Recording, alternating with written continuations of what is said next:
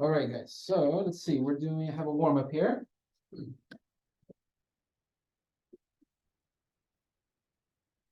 Hopefully, you're a little more energized today. If not, you can use a break. Go get some sugar. We're gonna do 12.5 in a minute. Right now, it's more like transition from what we did last week to what we're doing now. Yeah. Okay, guys. So here's a warm up. So if you have 3 points on a plane, how can you use them to create a vector perpendicular to the plane? Think about that for a little bit. Try to practice. Remember in this class, I need you guys to practice a lot of the visual stuff we're doing. So there's a plane, and on it there's 3 random points. How can you use those 3 points to help you find a vector that's perpendicular to the plane that the points are on? Okay? Think about it. And then I'll have you guys just chat with the usual folks next to you. See what you guys cooked up.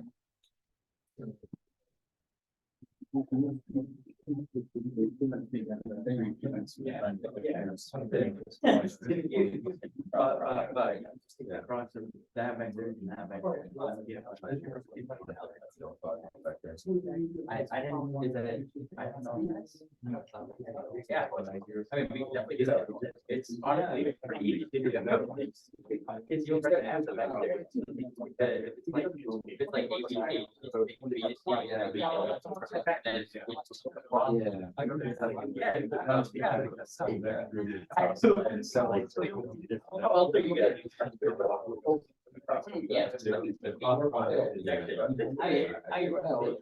I mean, although no, because that would be still on the least. Because you took the orthodox vector, will still be on the left plane.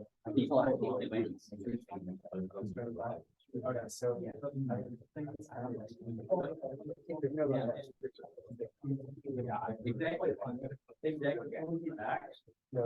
I mean, actually, you're going to be a lot. Okay, but you be perpendicular to the line, so it'd be perpendicular to the vector.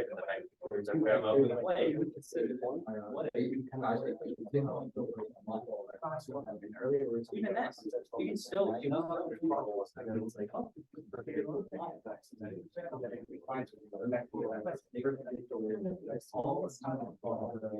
okay. So you're saying that if we're in line with it, it still works though, because if you take the over this vector and this vector, it'll still give you a vector when you go down. It'll still be, but it'll feel like perpendicular to that.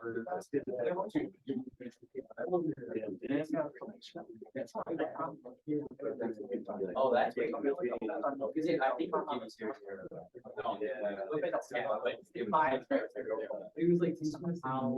serious. It was like somehow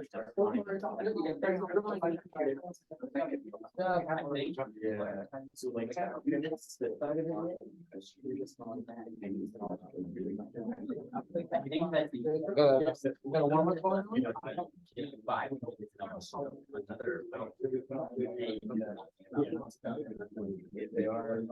all right, guys, let's see. Just share with me what you guys said. No thing. Thomas, is Thomas here? Thomas is not here. Also not here. Clint? I don't know if this person stayed in the class. Jaden. Where's Jaden? Jaden, that's right. All right, Jaden, what did your group say? What any ideas? I was just thinking that you can just take the cross product and then you find the perpendicular. Okay, let's see. So the words you said sound good. But for cross product, you need vectors. So let me see. So you got 3 random points. Let's call them A, B, C. Okay, what are the vectors that you were referring to?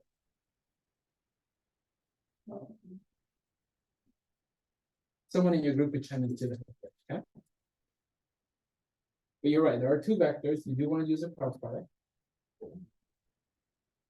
Who's chatting with Jaden now? Which vectors was Jaden referring to? The A to B and then A to C. All right, good, yeah, so we can use points to point vectors, right? So you find this vector, you find this vector, and then you said you do the cross product? Yeah. Okay, so then that would be AB cross AC, correct? Okay, and why is that gonna work? Anybody else can check? Is it'll give you vector perpendicular to those two, and since those two are parallel to the plane, then it will also be perpendicular to the plane. That's right, yeah, so these both vectors lie on the plane, right, so they have the same slant, so they're both parallel to it. And since by definition, this vector is supposed to be orthogonal. And so it's, sorry, perpendicular to these, so it's gonna be perpendicular to the plane. That's gonna come up later on today. All right, good job. Question. Will this vector be pointing out towards us or in towards the board? What does that right hand work?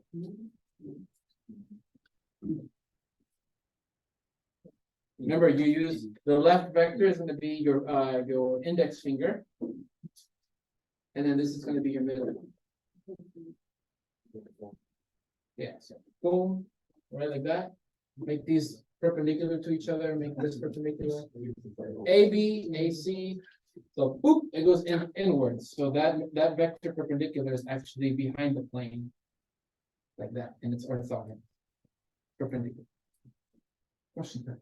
Why is perpendicular used in the sense of No, perpendicular has to do with geometry. It means 90 degrees. Like two things make 90 degrees. Orthogonal means the dot product of the two things equals 0. But we saw that if two vectors are orthogonal, which is an algebraic thing, then geometrically they're perpendicular. Okay, good job, guys.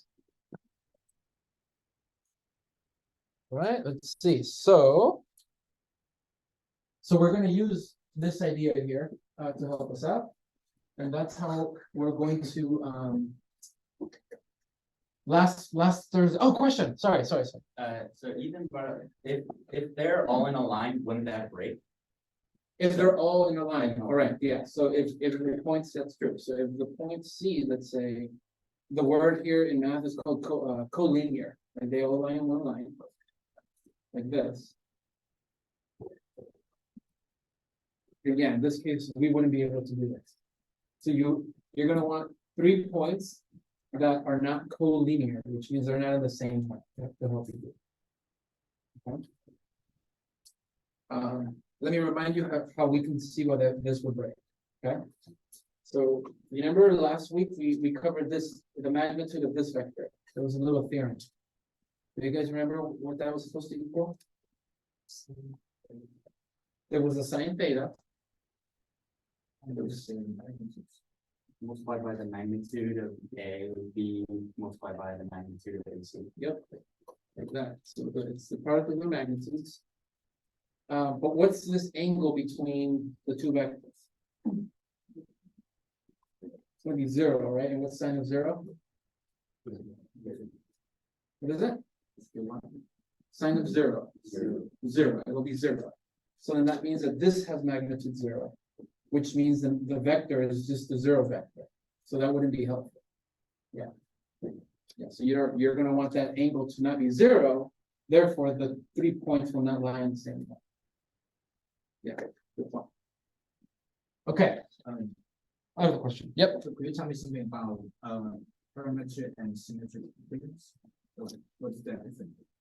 Yeah, so at the end of section 12.5 notes, when we were just doing equations of lines.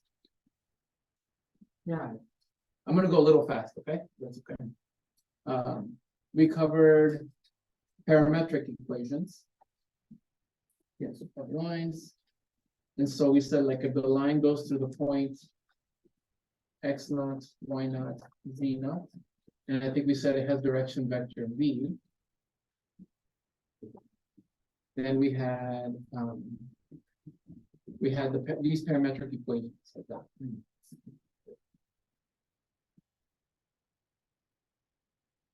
Now, at the end of these notes, which we didn't get to do in class, but I posted them online. At the end of the notes, this t is the same parameter of all three equations. Okay, so if I isolate this equation and I isolate for t, then t is going to equal, I subtract the x to this side,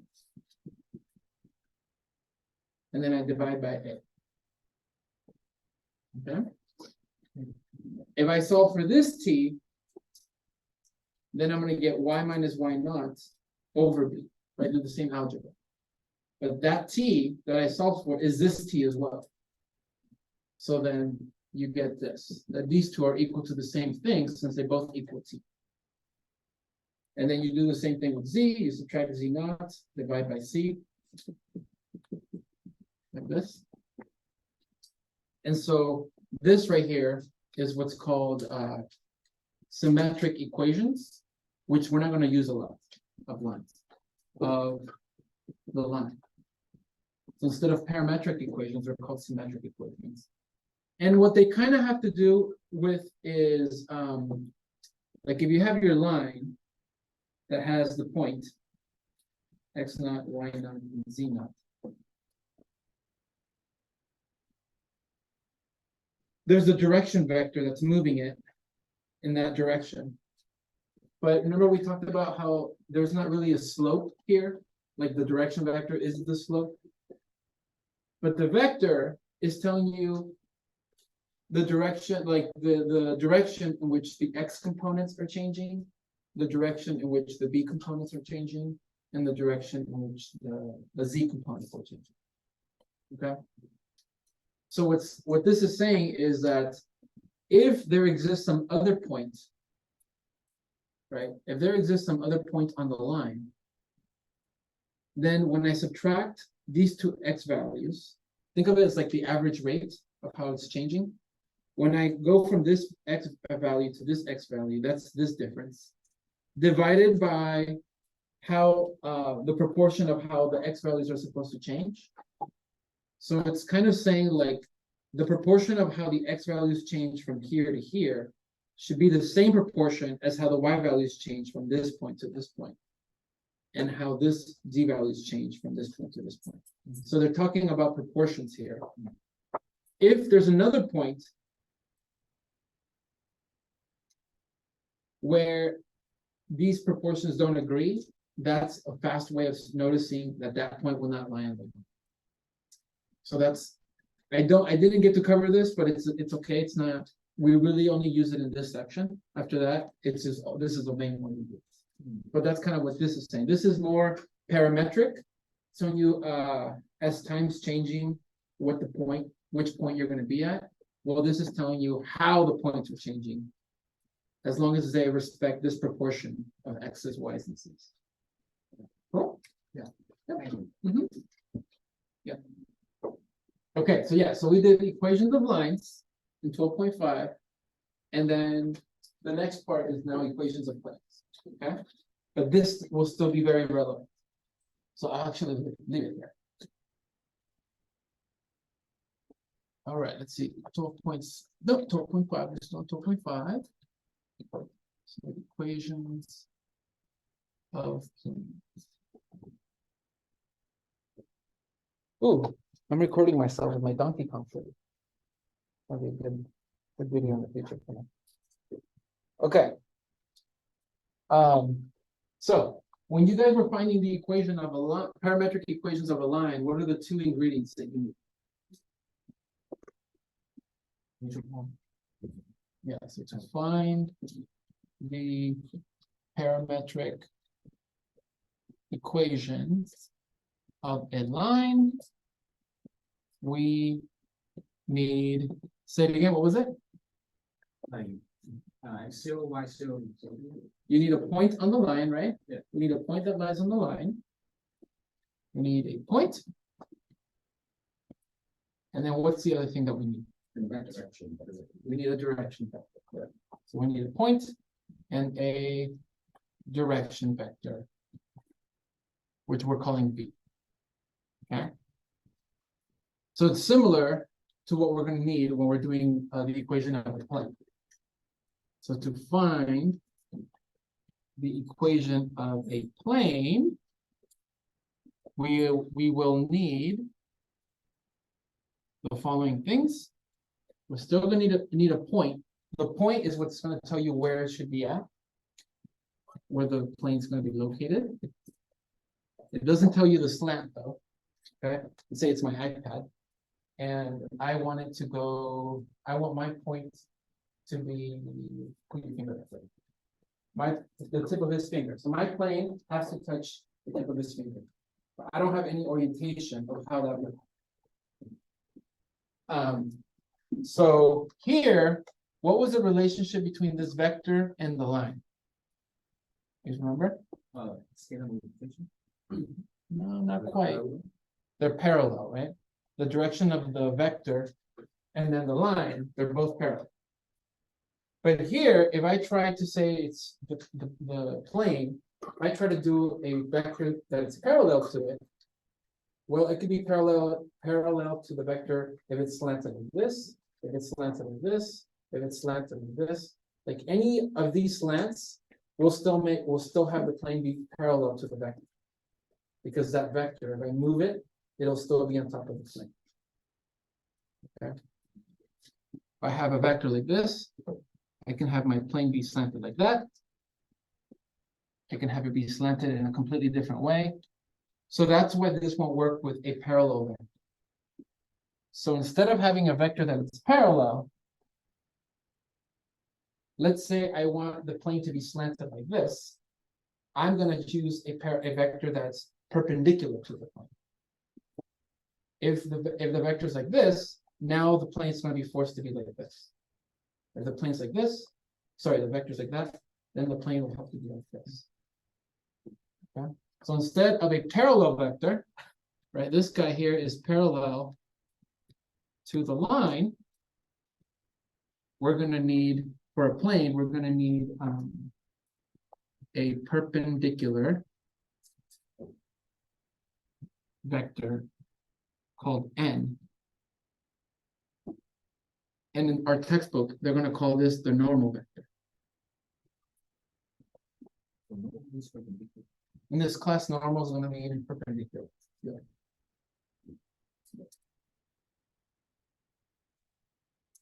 Okay, so let's see how we're going to construct all this stuff. Yeah, maybe let's draw a little picture so you guys can see it here. It's going to be a point, and then there's going to be some vector n so that it's perpendicular.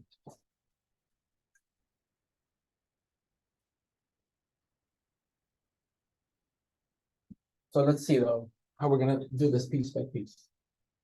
Leave a lot of room here in your notes. We're going to do a lot of drawing. X, see? Let's draw this picture here. Let me label it blue here. So I have a point, and I want my plane to go through that point.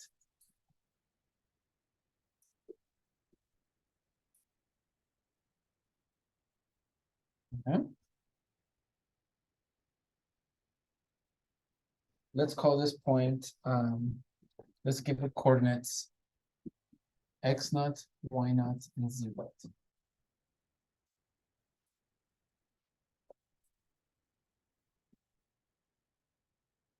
Then we're going to pick another, this point is fixed, this point doesn't move. What we're going to do is we're going to pick another point that does move, some random point with coordinates x, y, z.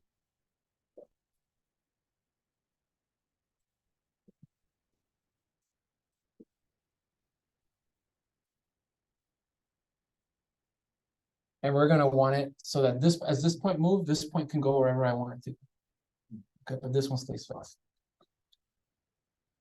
So then what we're going to do is we need vectors here. We're going to define the vector. So define the vector r naught to be the position vector that goes from the origin to this point. That's fixed. X naught, Y naught, and Z naught. And then R will be the vector that goes from the origin to this very point. Call it X. So let me draw this for you.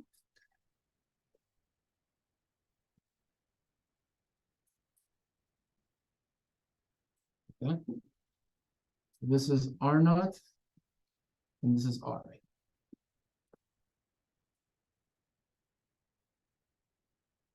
Okay, so we're going to want a vector on the plane to help us construct this n here, to have this n. Okay. So here's where it gets a little tricky, okay? If I do R minus R naught, so if we do, you don't have to write this, I'm just gonna write it here so you guys can see this. Actually, no. Let me do it this way. Hold on. Should I do it that way?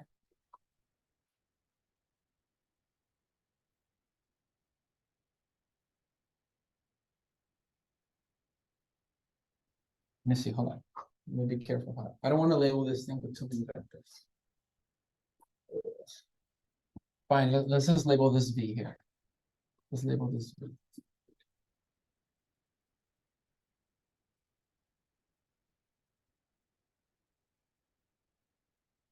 Notice that if we have R naught plus V, what does that equal? It equals R, right? Therefore, what does the vector R what does the vector V equal?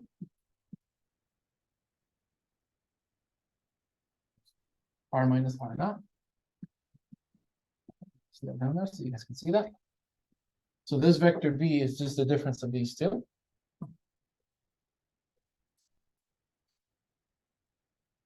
And this plane has a normal vector, right? That's going to be perpendicular.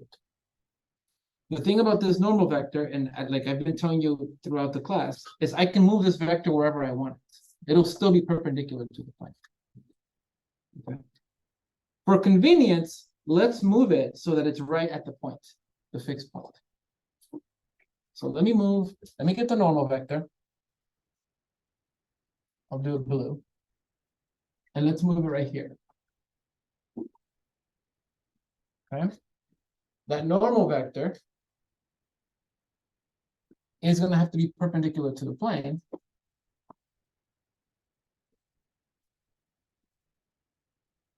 But kind of like what we discussed in the warm-up, what's the relationship between the vector n and the vector v? Vector v is on the plane, right? So if it's on the plane and this vector is orthogonal to the plane, then this vector is orthogonal to v. Okay?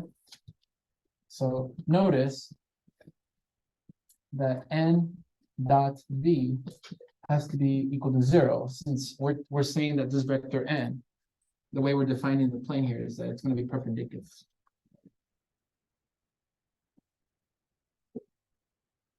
But v is the difference vector of these two.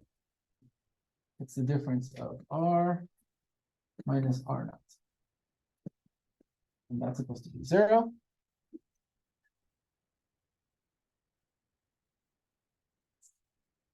Oh, and I forgot to write, we're defining n here. N is going to have the components a, b, c. So this is all the defined part. We're defining all this stuff.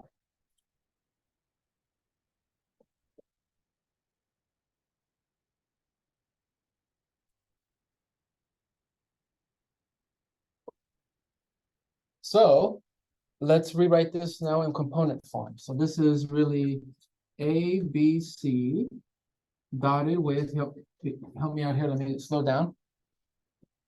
R minus R naught, right? X minus X naught, Y minus Y naught, and Z minus Z. So what do we do with the dot product? What does the dot product tell us to do, guys? Yep, multiply the components out. We get A, x minus x naught, plus B, y minus y naught, plus C, z minus z naught, equals 0. Question? Is the normal vector parallel to our? Or is that just- Oh, crap. That's a coincidence. Yeah, if I slanted the plane more this way, then R would go like that, but and still like this. Damn it. Yeah. Let me not do that. Hold on. Let me say it's like that. There we go. Okay. So what we did, remember, the point and these are two things that we know. We know what the point is. We know the coordinates of the point, and we're going to know the components of the vector. Okay. So what we did is we found an equation here so that any other point x, y, z, if it satisfies this equation, it'll have to lie on the plane. That's what this is saying. Question, yeah. Oh, he was saying, is it a coincidence that the way I drew the normal vector was parallel to the r naught vector? And I said it is. It is a coincidence.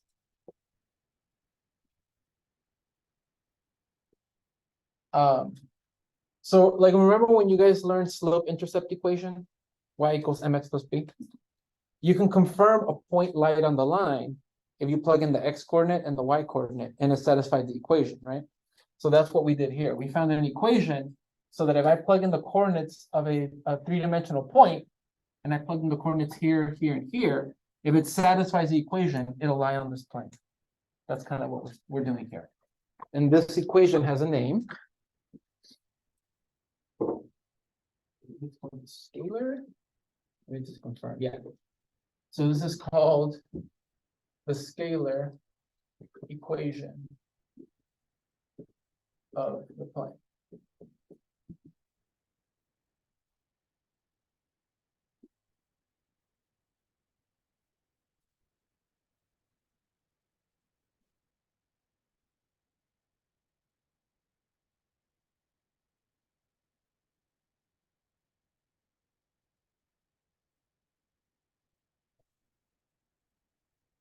So let me show you guys. Leave that here out. Oh, let's play with this a little bit. Let's see if it shows up. Okay. So let's pick a random point. So give me a random point. Just give me some coordinates. 3, 6, 7. Okay, so there's the point 3, 6, 7. And let me have it so that you guys can see the coordinates of it. Okay.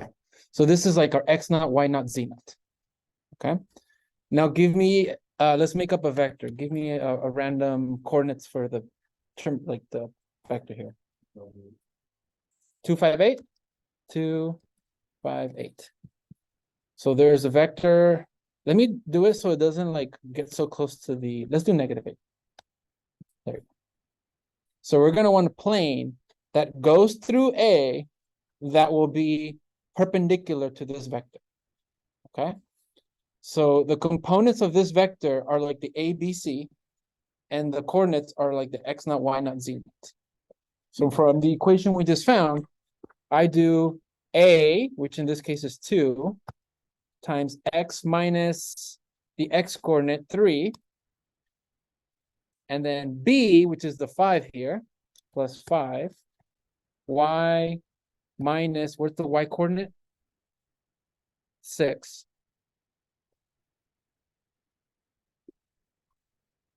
Y minus 6 plus what's oh, there we go. C is the -8. So hold on, it's thinking this is a, oh, damn it. Hold on. 2x minus 3, 5, y minus 6 And then -8 is the C, right? Z minus, what's the coordinate here? 7? 7 equals 0. Get rid of this one. Should be a plane that contains the point A that will be perpendicular to the vector.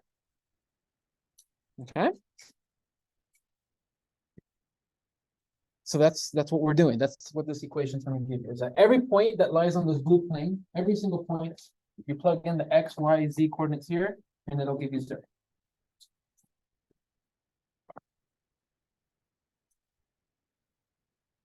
Then you go ahead, let me move this up a little bit, and then we distribute this here. Let's see if I'm going to show it a little bit.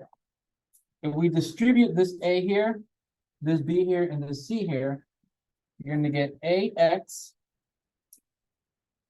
minus AX naught, BY minus BY naught, CZ minus CZ naught equals 0.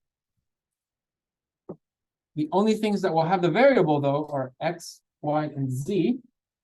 So then you get AX plus BY plus CZ. Double check that I write it the same as the textbook. And then equals D, where D is going to be when you combine like terms for all these constants, and you just move them to the other side. So where D is just going to be AX naught plus BY naught plus CZ.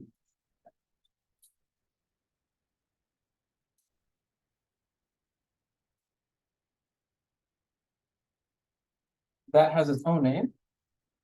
This one here is going to be called the linear equation. Linear equation.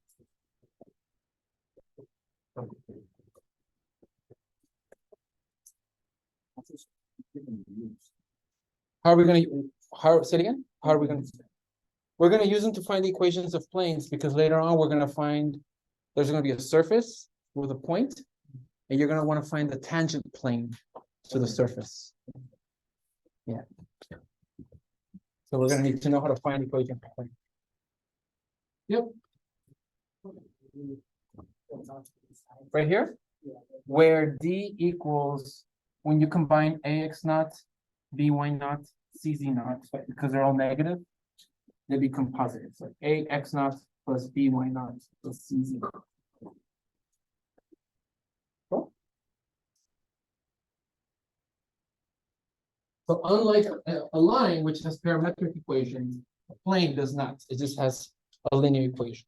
It's no parametric anything.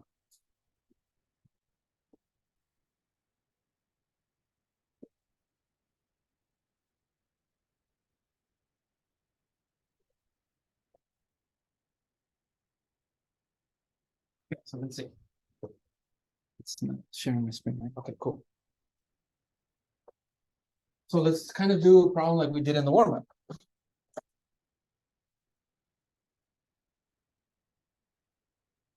Let's do an example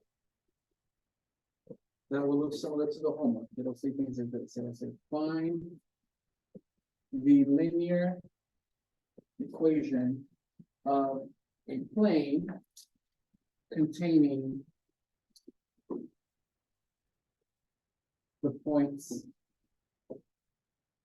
What are they here? A will have coordinates 1, 2, 3. B will have coordinates 1, 3, 2. And C will have coordinates 2, 3, 1.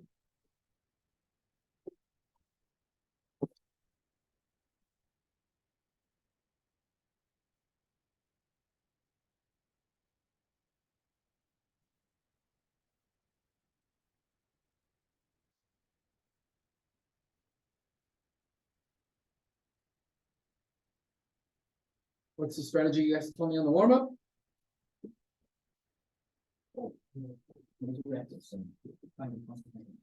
Yeah, we got a plane, there's 3 points. So in the warm-up, you said make the vector AB, make the vector AC. So let's do that. Let's see where that takes us. So let me slow down though, so to review a couple things.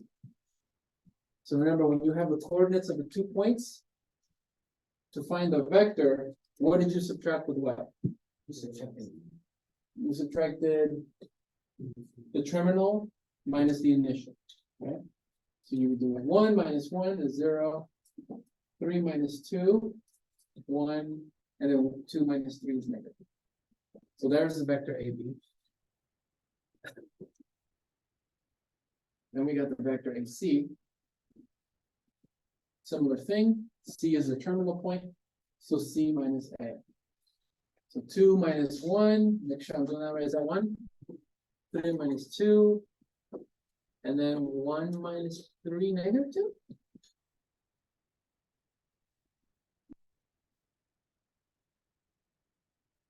And we found the two vectors you guys said from the warm-up. And then what did we do? Then we use the cross product to help you find a vector orthogonal, because we need a vector that's orthogonal to this length, or sorry, perpendicular to this length. So then we're going to do the cross product here. AB cross AC. Let me do it a little bit lower. Space.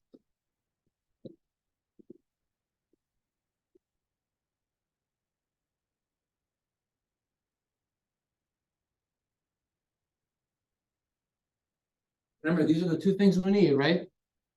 For the equation of a plane. Do we have a point? Yep, we got 3 points. We're gonna pick one of them, but we need a perpendicular vector, which we don't have. So what we're doing is what you guys said on the warm-up to construct this perpendicular vector, okay? This guy will be the perpendicular vector. So we're gonna say, actually, let me write that and be that perpendicular vector. Okay, and then we review a couple more. I'm going to do the determinant stuff. So block out the first coordinate. I'm going to go a little shorthand here. Block out the first coordinate, and then we're going to end up with this smaller matrix here. Okay. Then we have the negative. Block out the middle coordinate. We got 0, -1. 1, -2. Right, if I block out the middle coordinate. And then the third one, block out the third coordinate. 0, 1, 1.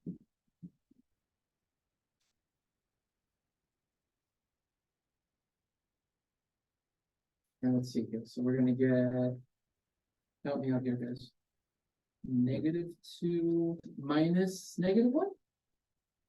So -2 plus 1 is -1. And then what's this? 0 plus 1? Is it minus -1? So then it gives you -1. Yeah. And then 0 minus 1. So -1, -1, -1. Yeah, question. How come sometimes on the second component, do the cross product, you do 3 times 1 instead of 1 times 3? This one right here? Yeah, like sometimes it's like, it's flipped Oh. backwards. It's because of this negative here. So like, I think when we were doing the actual formula, it looked something like this. 2, 3, 3, 2, 3, 1, 1, 3, 1, 2, 2, 1. Yeah, What do you say? yeah, it looks like this. In the formula, like when we did the determinant. But this negative gets distributed. So then it really becomes this. It like flips because of that negative, these flip. Yeah, that's why I ended up having to. So how do we know when it's already flipped for us? Or if I write it in this determinant form like this, that negative, like I basically take this right here, this what I'm doing here is this determinant that I'm going to get. It's this times this minus this times that. That gives me a positive one, but then this negates it. Yeah. So me writing the negative here made this flip. Think of it like that, because now notice that it'll be A3 times this one, the B2, So it'll be this minus this, which gave me the negative. Mhm. Okay, so this is the n vector. So now we found our n here. Okay. So I need a n and I need a point. So this is my ABC. These are the components of the normal vector. Now I need a point. Which point do you guys want to pick? I got 3 to choose from. Okay, so we'll use this one. This is my vector, and now let's use point A that has coordinates 1, 2, 3. So then we put this together. Actually, let me go over here. So then we put all this together. So then the equation here. We're going to start out with the scalar equation. And then do some distribution and combine like terms to get the linear equation that they're asking us for. So it's going to be A, which is -1, x minus the x coordinate of my point, B, which is -1, and then y minus the y coordinate of my point, C, which is -1, and then z minus the z coordinate of the point. But then we got to do all the algebra and distribute. You get -x plus 1 minus y plus 2 minus v plus 3.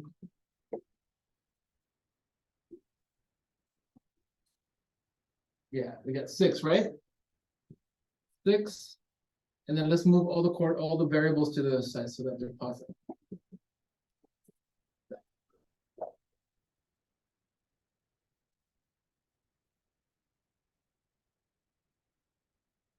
So, there's a plane, right, that contains these points.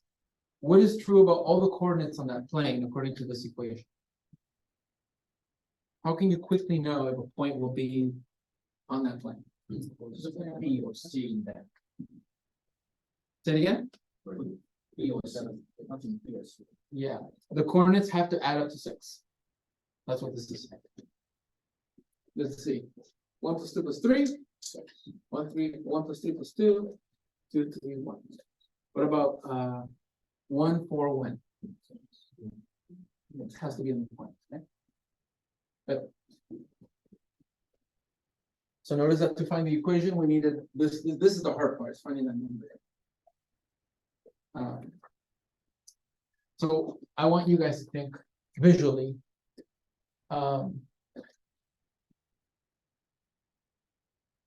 This plane has some kind of slant to it. And because of the slant, sometimes you guys remember a line crossing the y-axis, you call that point the y-intercept.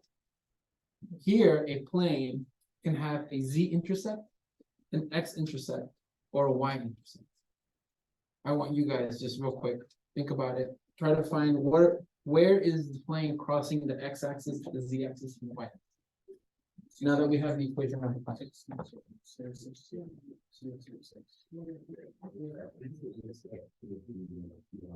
Chat real quick. Convince your classmates. They might not see why.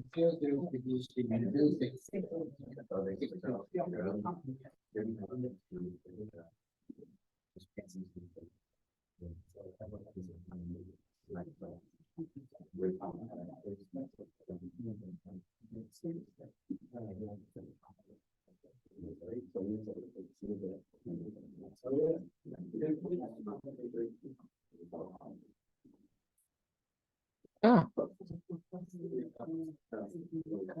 X, Y.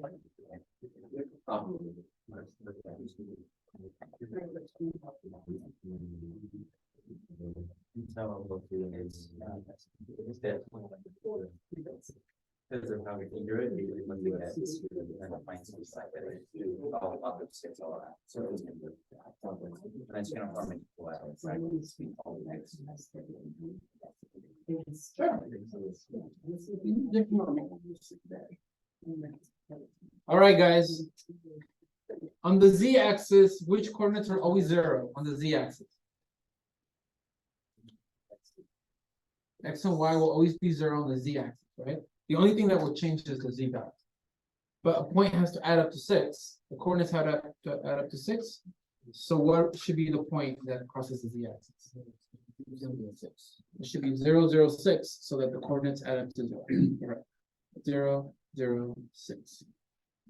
Another way you could have done that is you just let x be 0, you let y be 0, and solve for z equals 6. Okay. What about here on the x-axis? 6, 0, 0, 6, 0, 0, and then we got 0, 6.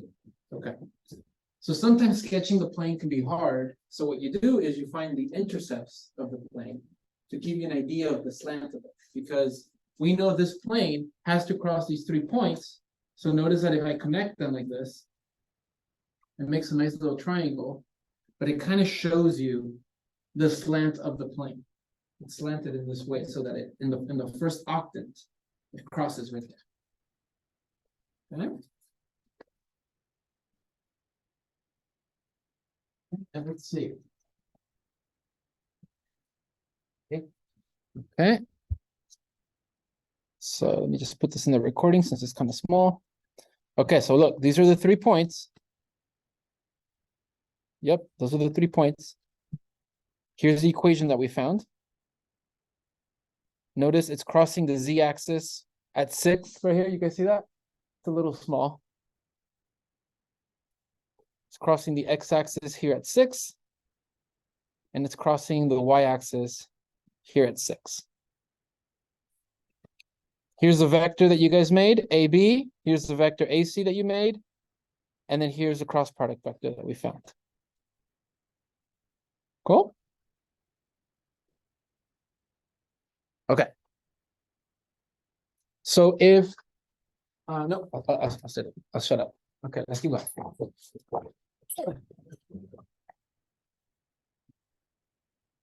Good, good. Good. Okay, so I have some comments that will help you a lot in the homework because they'll seem like puzzles. And so I want to give you some hints on these puzzles. It gets tricky when now there's planes and equations talking to one another. And so I want to help you out here. So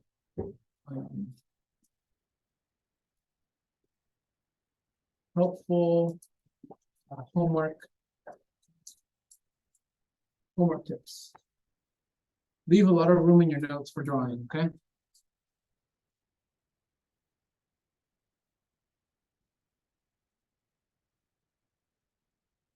Okay, I'm gonna do my best here on the board. Okay, so draw a plane. Let's say draw a plane slanted like this.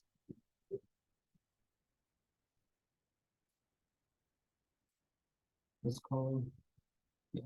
Do if you have colors, that would be very helpful. And then we're gonna do another plane. Let's say it's passing through here. This.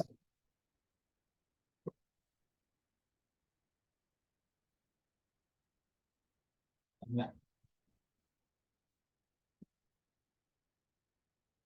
You guys kind of see that?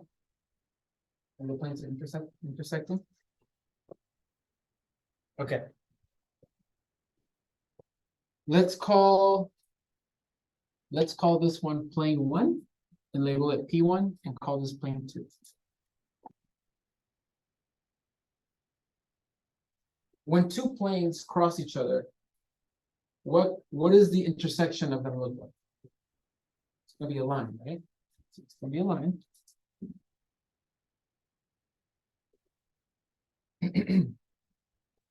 When 2 planes cross each other, there's an angle theta between them, right?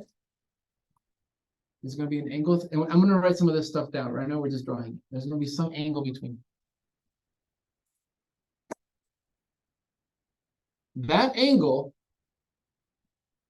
if I look at the normal vector of P1 and P2, so let me draw a vector that's perpendicular to P2.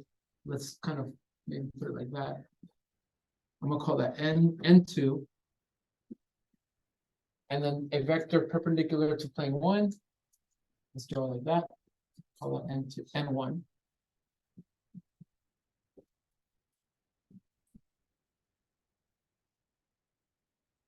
The angle between the two planes will be equal to what?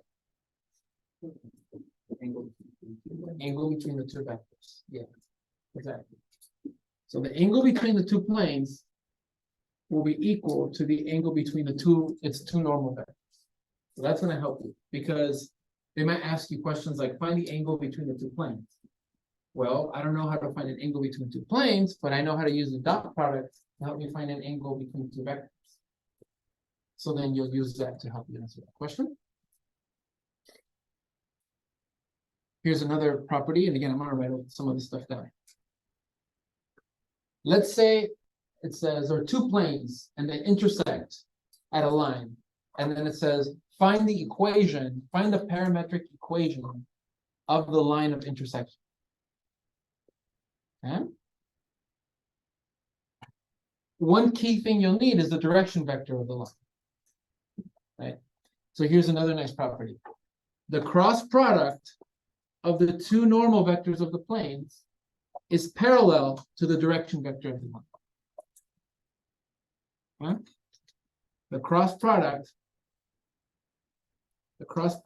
of the two normal vectors of the planes will be parallel to the direction vector of the line of intersection. That's going to be very helpful.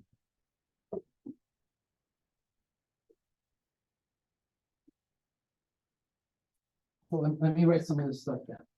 The cross product is to parallel with the line is to things. The cross product of the two normal vectors of the planes will be it will be perpendicular to both of these, right? Well, that cross product will be parallel to the direction vector of the line of intersection. Okay. Yep. That's going to be a very handy tool. So let me write some of these things down. So the angle between two planes is going to be equal to the angle between their normal vectors. Okay, and that's me drawing it right here for you.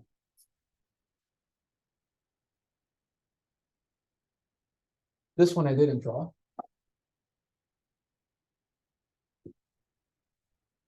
If you have two normal vectors that are parallel, what can you say about the planes? They're going to be parallel too. Yeah. So two planes are parallel if their normal vectors are parallel. That I didn't draw that, but it goes off of the first one here.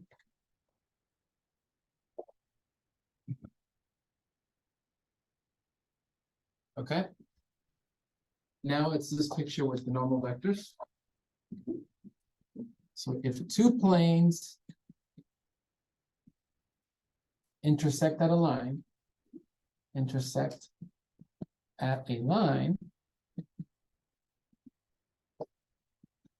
then the cross product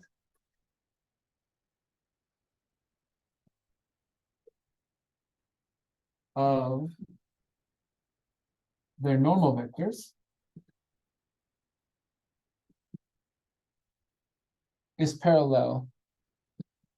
Sorry, this was a little wordy. It's parallel to the direction vector of the intersecting line. intersecting line.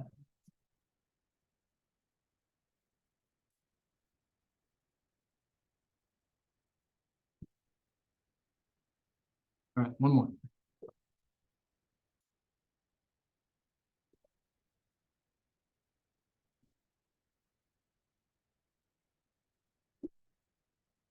If, here I'm gonna label some stuff, if the direction vector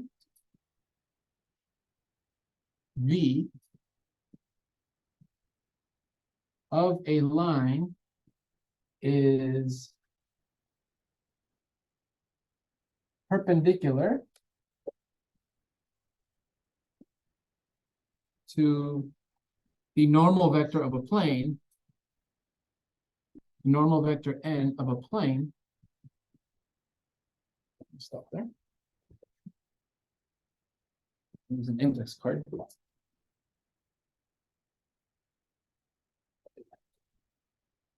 here's a plane, right, with a normal vector.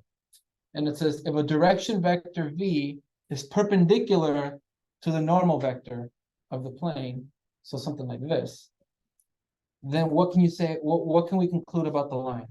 This on the thing. On the plane, or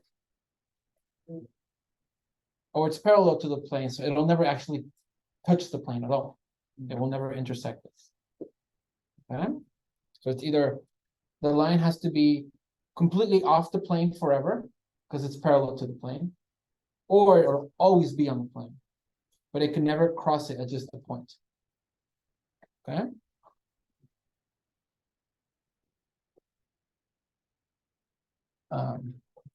Then either there are two scenarios. The line is on the plane, or the line never intersects a plane. The line never intersects the plane.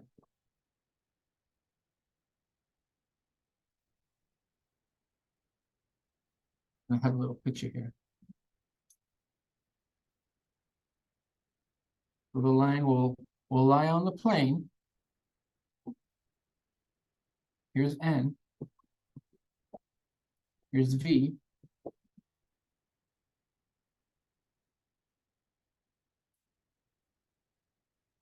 Or the line will just never be on the plane. It'll never touch it.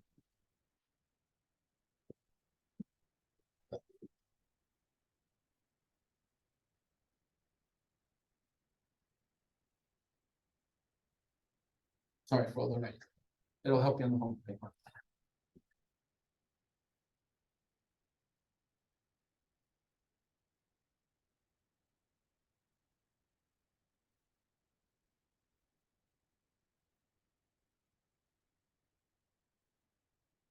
So they're going to give you some weird stuff. There'll be like 3 planes, and they'll say 2 planes intersect at a line, and another pair of 2 planes intersect at another line. Find the point of intersection of the line, of the 2 lines. It's going to get really weird. Huh? So you're going to want to use some of this stuff to kind of help you construct it. What time is it? Okay, perfect. I'm going to give you a practice problem, and then we'll take a break. So you could try to use some of these hints here. Okay, so here I have a problem for you and your group. You can play with. So determine whether the line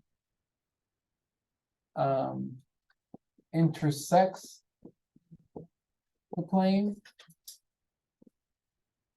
lies on the plane, or never intersects the plane. Never intersects. Those are the 3 cases that can happen. The plane has this linear equation, the one that you guys we just did. X plus y plus z equals 6. And then the line is parameterized by these three equations. 2 plus t -4 minus 2t, and then 8 plus t. Okay, so work together with your group.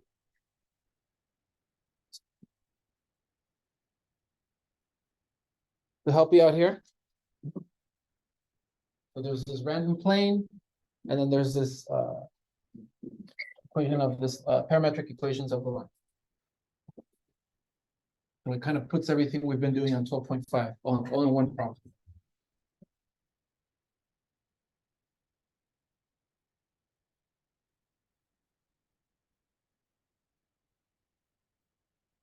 To start playing with it, try to look at the vectors involved in this problem, okay?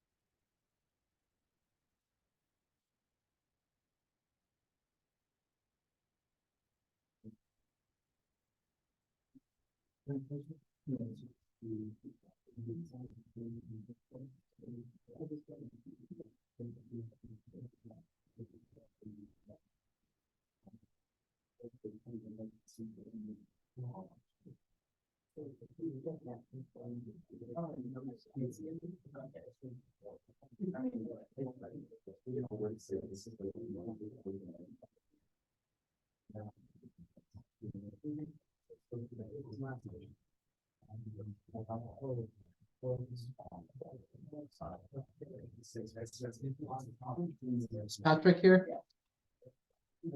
Garrett. Thomas.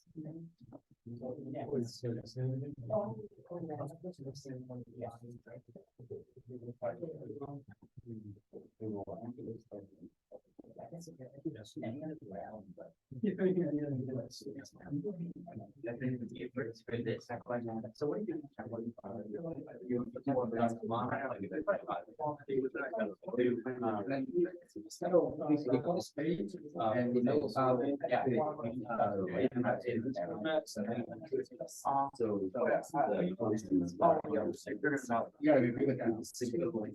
when you go to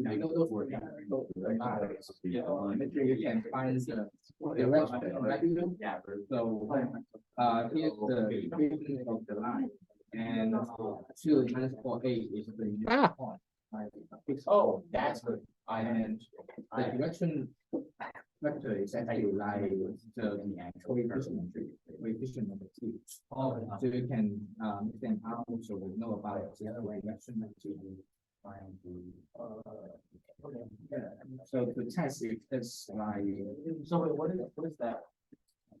This is a direction that that's the direction that we got that by time for the yeah, and then you know you see like T parallel to the negative and 1 minus 2t you can use it plus t. so I think the top product is so this measure top product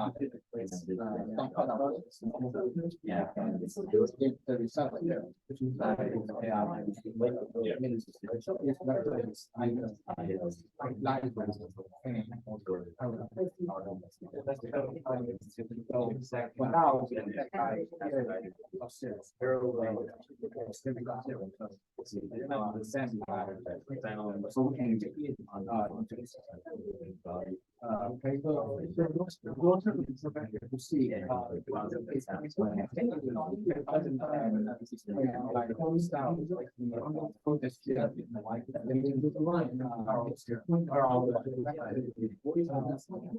yeah, no, X this X although this would be opposite. Yeah,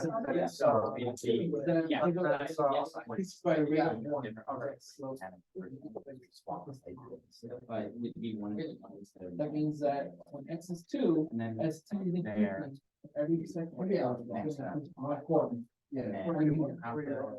Where y exactly. And if it starts to negative, then it starts to plus 4 x minus b. And there should be points with no. You can use that. So I guess we can put the, You use vectors and you can try to see what's going on here. With for this X, one, Y, and argue. Z, shall represent X, Y, and Z. Try to give as many explanations as possible, okay, in your work. If you're not using vector, you were able to do it without vectors, try to use vectors to make your point. Well, that's what we're doing right now. It'd be one, negative, one. I don't know. If that was like first.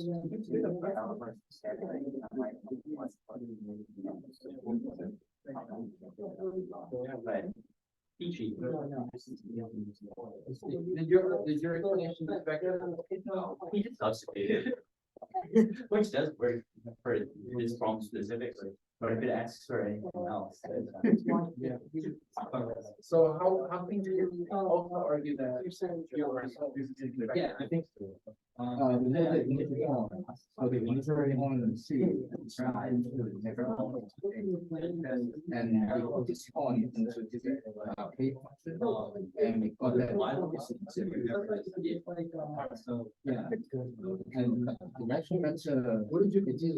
I don't know, but the direction vector as a, go through this part. So then what should be true about it? Yeah. Yeah. The point is not on the panel. So it's on the front. The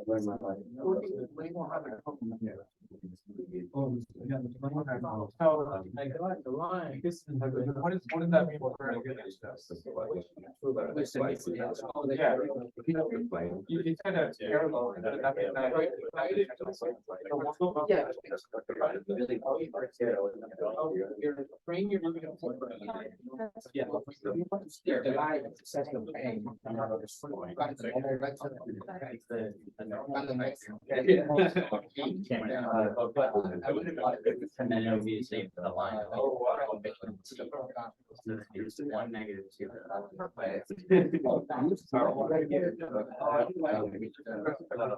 We have 1.1 and 1. So we have to figure out there. You find my. Yeah. Yeah. And you find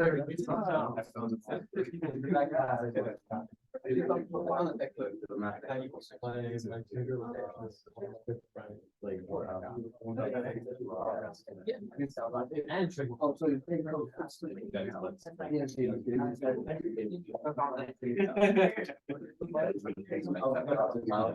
So you get the.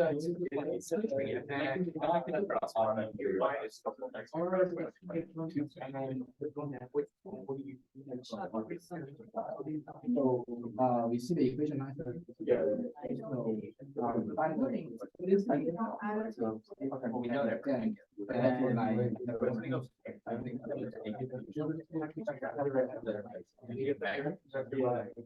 Yeah. But only for the. Now we use the vector to try out.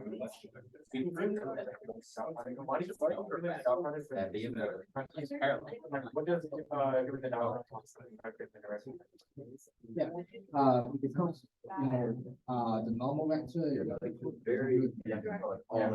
And we can find the, like, we can find. Yeah. We can find. I just turned.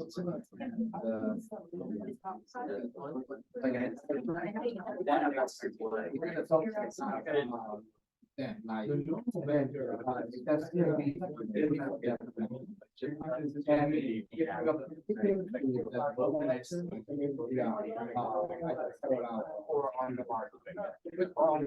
don't. It's fine, but it's still. And you're right there. No, I can't.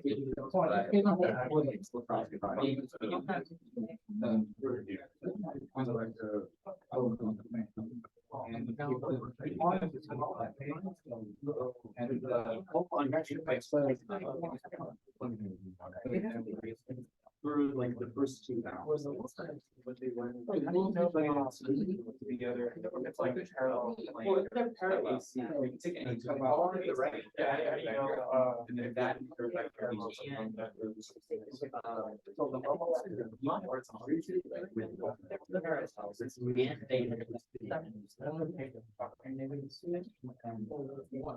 And that. And it's parallel. You just define.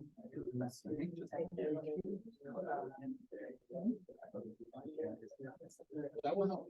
I think that's what I should.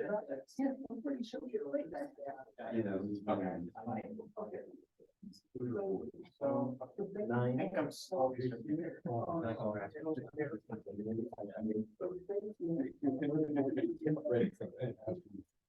It's right now the only way.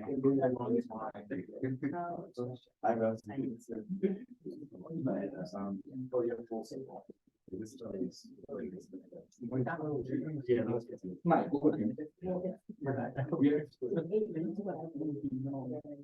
Oh, yeah.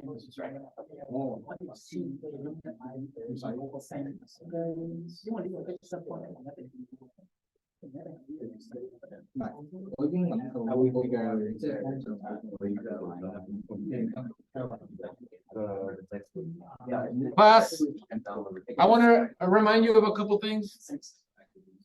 For a plane, we found the linear equation, right? This is the linear equation of a plane.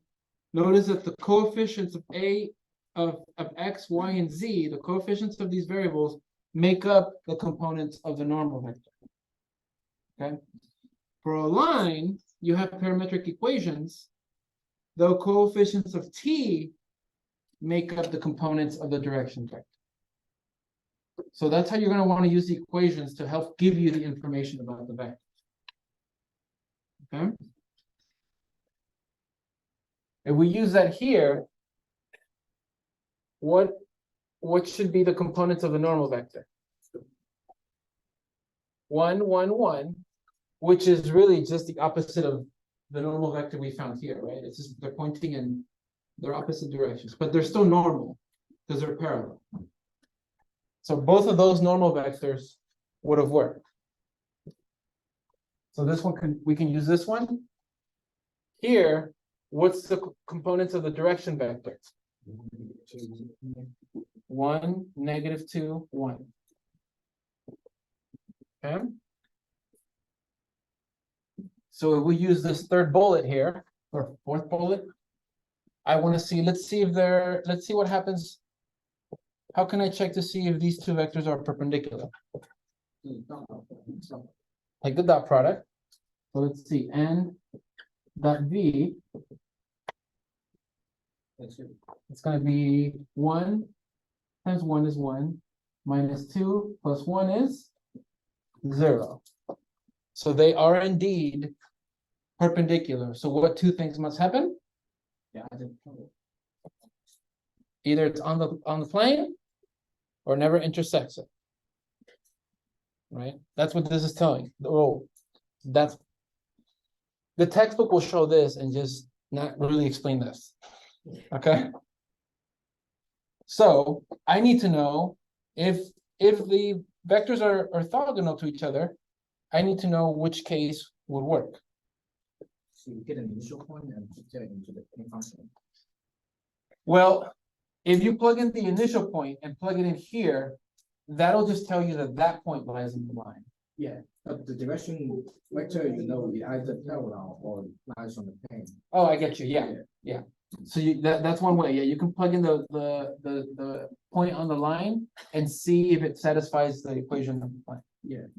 You had your hand up? Okay. Okay. Now I want to remind you, someone asked me someone wanted me to remind them what the hell these three functions are doing. Okay. So you have the line and you have a point. Okay.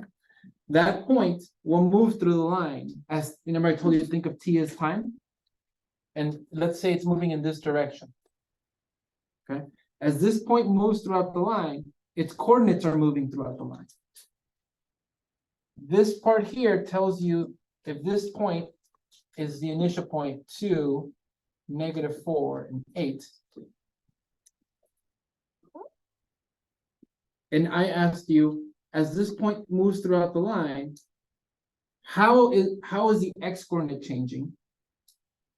Think slope, think linear equation.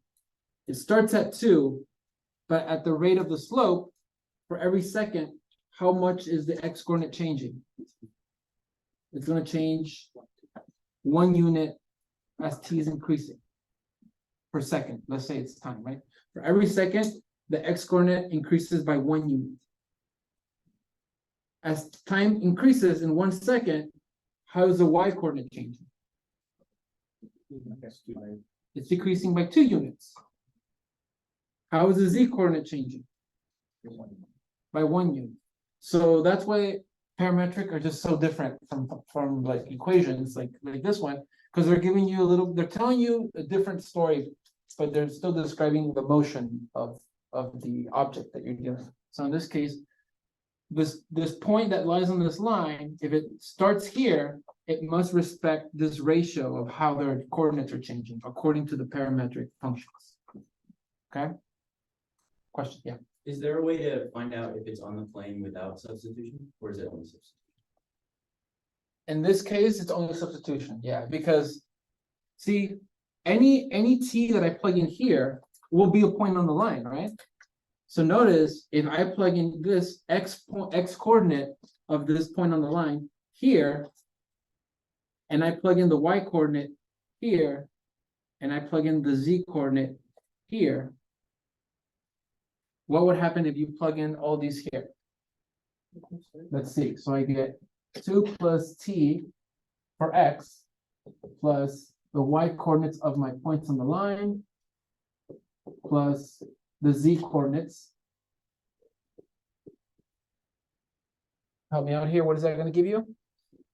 It's on the 6. Yeah, 6. And then t minus 2t plus the t goes away. So you get 6 equals 6. That tells you, yeah, that for every single t, it'll always be on the plane. So it's kind of agreeing with what we were thinking here. Okay. Yeah, but I don't think you do that. You can just plug in the fixed point because we can see like we do the dot product of n and v, if they are not equal to 0, that means they must intersect. Yeah. Because of this argument, correct. Because of this argument, it either never intersects or it has to be on the plane. So if one point is on the plane, then it always has to be in the plane. Yes. Yeah. What would you do? What would have happened if this did not equal 0?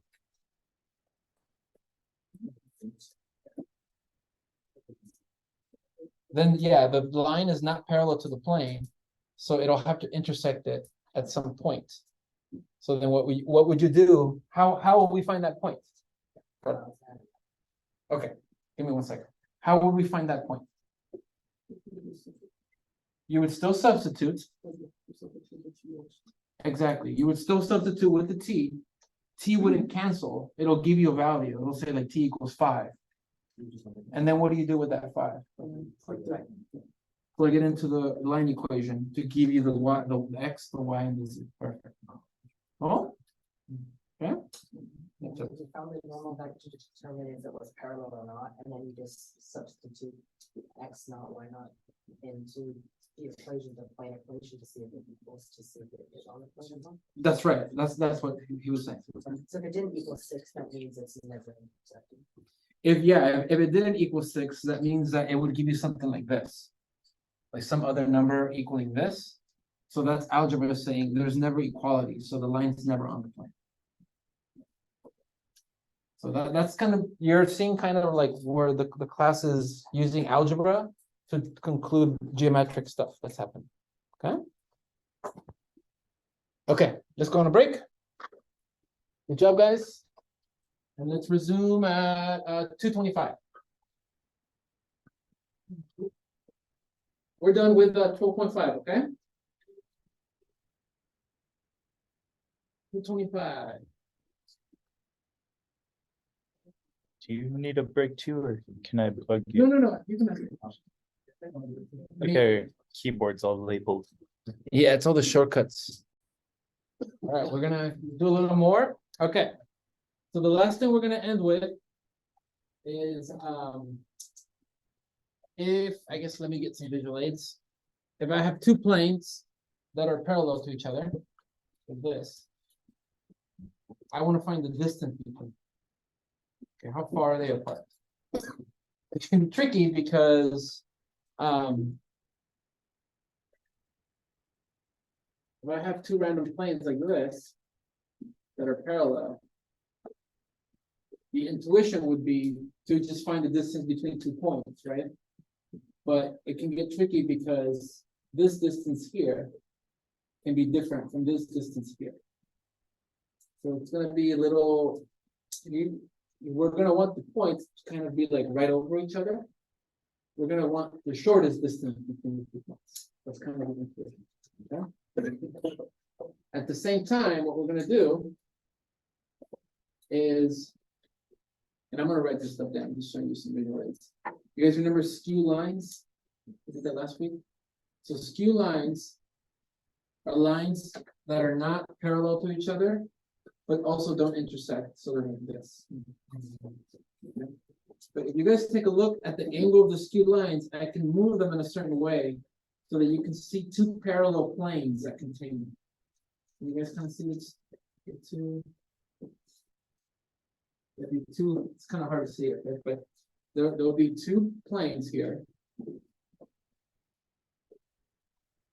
that will be parallel. The planes themselves will be parallel to each other.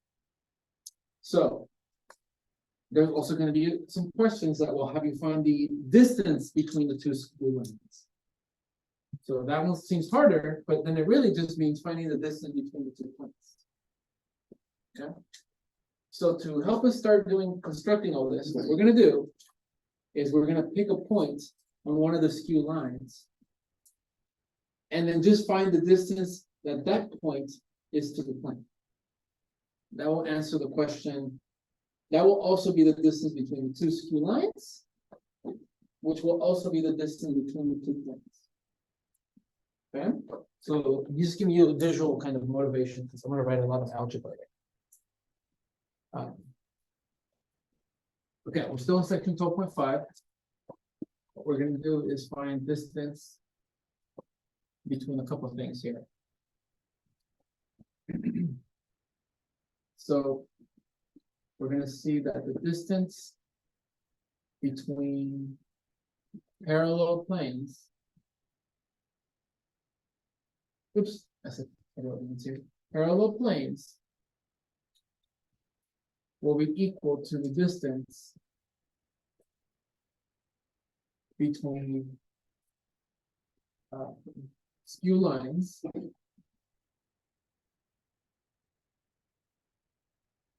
which will be equal to the same distance through this little visual aid here between a point and the plane in one of the planes.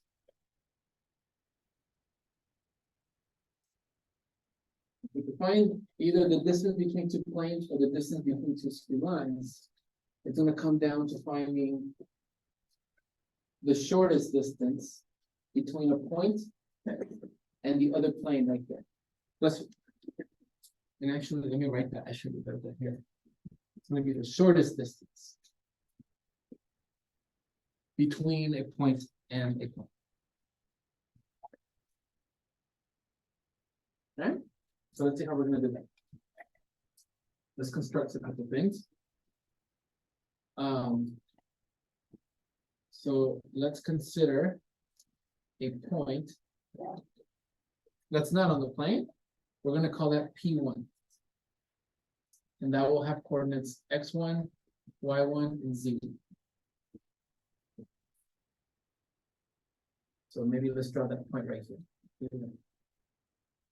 And then the plane, so it's not on the plane. That's our plane. So consider point P1 and plane P given by the linear equation ax plus by plus cz equals d. Where d is equal to ax naught plus, sorry, ax naught, by naught, cz naught, where x naught, y naught, and z naught, as when we were defining the equation of a plane, will be some point p naught with those coordinates. Okay, let me slow down.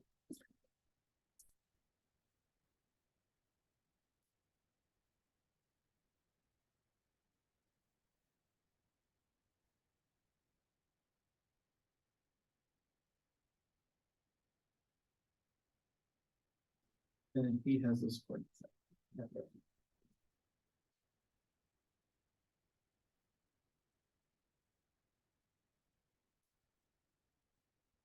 Okay. Where's my little marker? So remember, our goal is to find the shortest distance between this point and the plane.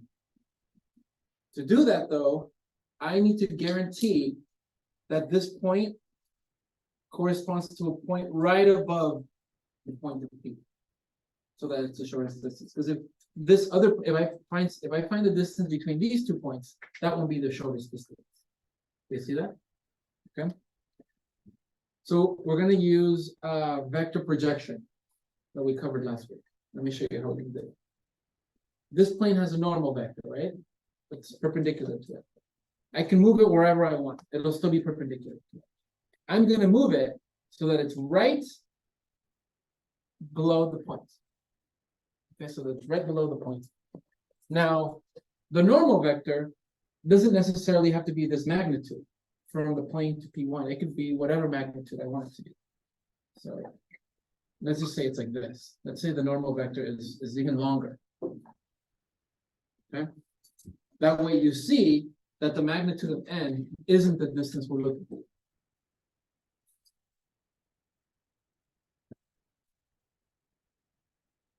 But here's what we're going to do, guys. We're going to construct a vector from P0 to P1. So I'm going to construct this vector like this. P to P to P1. And did I give it a name? Yep. We're going to call that vector V.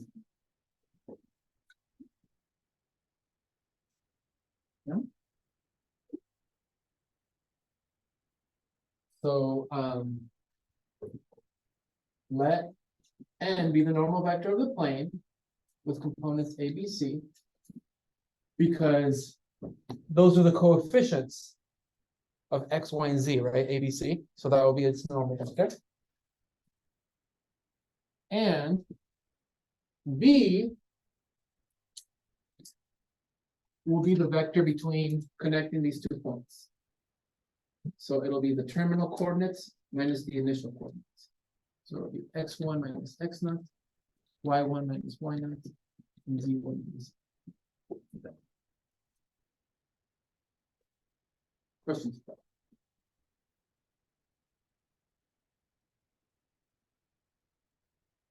Okay. This is perpendicular. Okay, so here's what we're going to do. We're going to get the vector v. I'm going to move it so that its initial point is right below the P1 point. So it's like right here. Okay?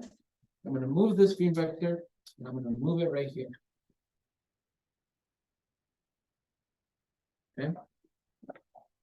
This is still v. It's the same vector. I'm just repositioning it. And then what we're going to do is we're going to use vector projection.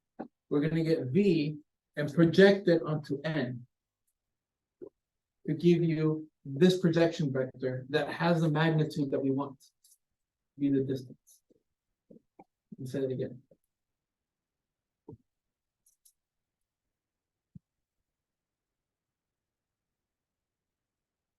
What I want you guys to notice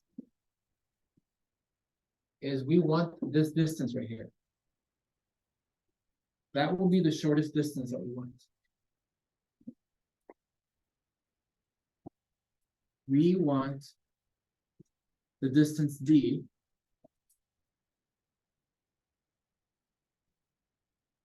And the way we're going to do that is by projecting the vector V onto vector N. But all we want is the magnitude of it. We're going to want the magnitude of this vector.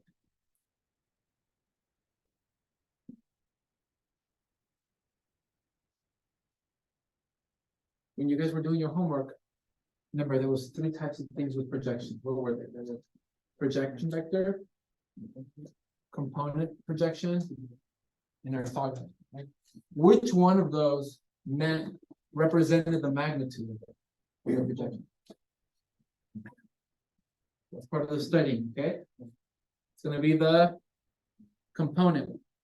But remember that that was positive or negative. So we're going to do an absolute value.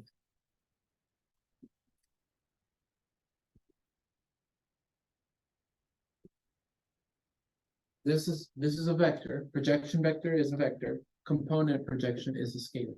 So we're going to do an absolute value because we want distance. What was the formula for this component projection or scalar projection? Good luck. Your notes.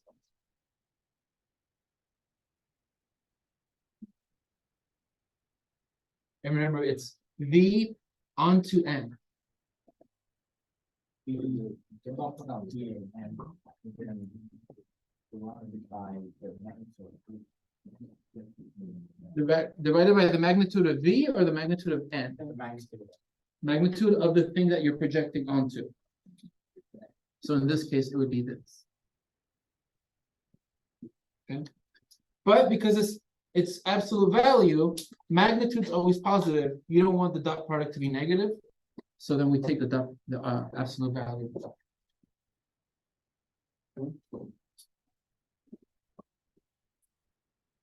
So in summary here, what I want you guys to notice is V is the vector connecting a point on the plane and a point off the plane.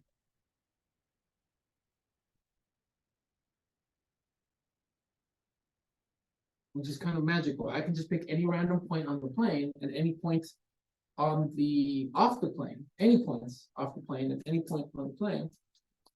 Or sorry, this point you'll be given. You're going to want to know the distance between this point and the plane. So you'll know this point, but you could pick any other point on the plane, and that V will be constructed with those 2 points. Okay. And N is the plane's normal vector.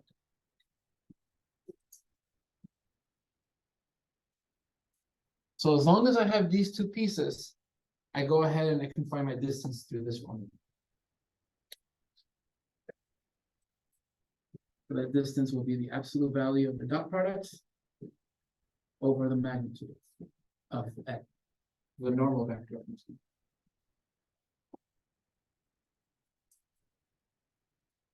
a little abstract, I know, guys.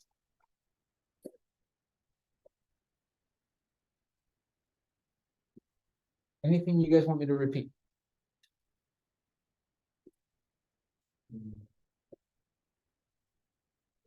Question. Yeah. I have no solution, so it's like you can just do the subtraction. You can do the subtraction of V, like subtract V and N, so you get another vector on the pen. If you do V Minus subtract N, it's going to give you this vector. The vector from here to here. V minus N is going to go like this. Oh, yeah. so okay. Let's look at an example. You guys can see? Okay, yeah, it's a little abstract. Okay, watch it. I'll have you guys help me fill the blanks in here. So here's an example of a homework question. It says find the distance between the skew lines. The skew lines, so they're told they're skew. L1 and L2. L1 has parametric equations x equals 1 plus t, y equals -2 plus 3t, z equals 4 minus t. And then L2 has x equals 2s, y equals 3 plus s, and z equals -3 plus 4s. It's already told to you that they're skewed.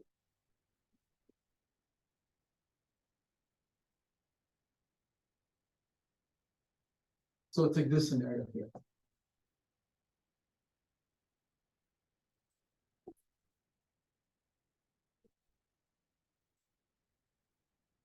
So here, let me show you now what I meant by this here. So this distance between the two skew lines, this distance here between the two skew lines, will be the same thing as the distance between a point on one of the skew lines to the plane that this other skew line is on. Okay? The shortest distance between these two skew lines will be equal to the distance of a point on the skew line that's the shortest distance between a point on the skew line that's directly above the plane. Okay? It's kind of a little tricky to see.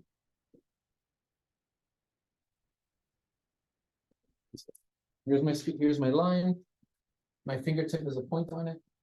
So I want to find the shortest distance between that point and the plane that the other skew line is on. Okay? And so to do that, all this work, that desired distance can be found by me using a normal vector to this plane, which we need to find. We don't even have a plane, and a vector connecting a point on this skew line, and maybe we can use another point on the other skew line. And that could be our vector V or K. So that's kind of the idea. All right.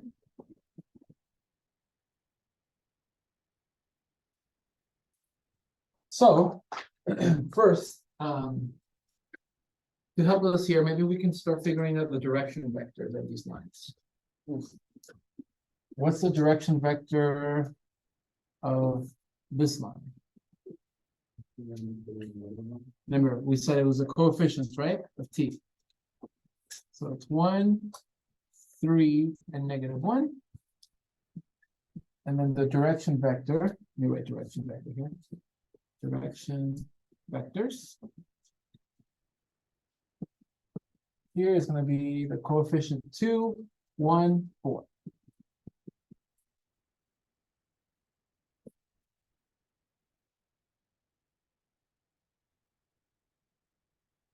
And on the side, let me just draw this again. Here's line 1, let's say. Here's line 2. Line 1 has a direction vector, V1, and line 2 has direction vector, V2.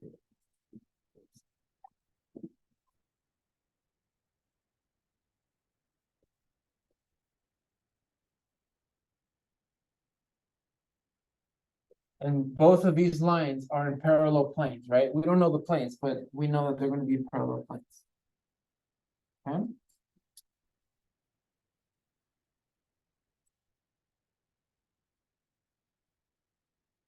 Since the planes are parallel, this plane has a normal vector. What's the relationship between the normal vector of this plane and this plane? Let me say that again. What's the relationship in terms of geometrically? What's the relationship that the normal vector of this plane has with this plane? Is it parallel? It's perpendicular, right? Since the planes are parallel. So hard to see, right? Imagine before technology, we just had to YOLO it. Two planes are parallel, right? Let me put this on the paper, on the table right here. Parallel. This vector, this has a normal vector.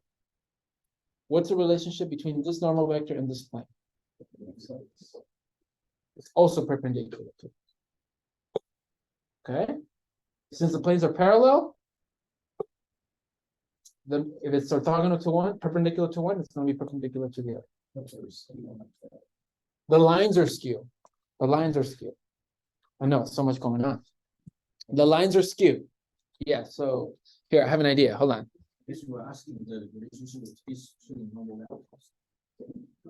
That's where I'm going.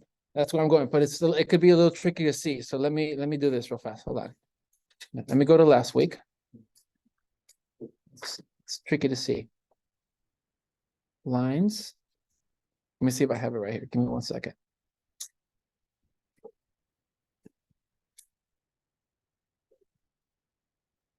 Dang it. It's not letting me rotate it.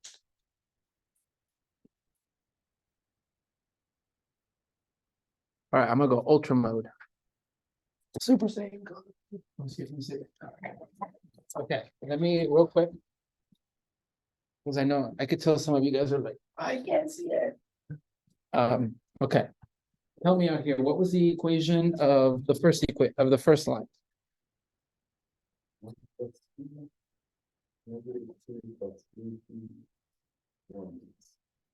Four minus t. Okay, so that's one line right there. Okay, give me the equation of the other one.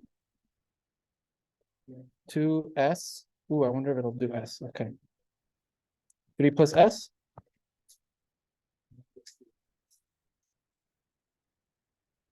Oh yeah, sure. Okay, so these two lines are skew. They're really close to each other, but they're skew. Okay. They are contained in planes that are parallel. As you can tell from a certain angle, the lines look parallel here, but they're really not. But the planes that go through them will be parallel. Okay? Like if there's two planes that go right here, right through them, they're going to be parallel. That's these planes that I'm shittily drawing, but I'm trying my best. Okay? Those are the two lines. So I guess the next step is to find the middle. Correct. So if there's a normal, if there's a plane with a normal vector, then it's going to be orthogonal to this plane here, right? Which will also be perpendicular to the second. Okay. So we're going to use that because we were never giving a normal vector. Okay. But notice that if I take the cross product of V1 and the cross product of V2, it'll give me a vector that's perpendicular to both of them. And then therefore, it'll give me a vector that's perpendicular to both of the planes. So that'll have to be the normal. Okay. Okay. So that's kind of that's the strategy here. So we got to find a normal vector for these guys. How do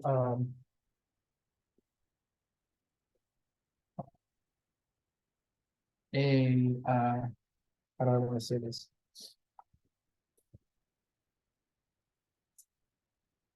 So if we let n equal the cross product of these two, then n will be perpendicular to both of these planes, both of the parallel planes containing these lines, containing L1 and L2.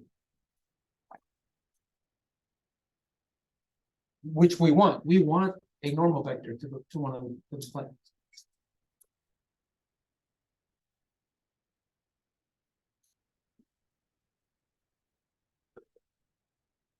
So this is going to be the strategy. distance will be equal to the shortest distance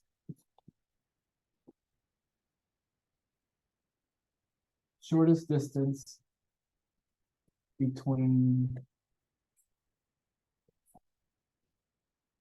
a point on one of the lines and a plane containing the other one.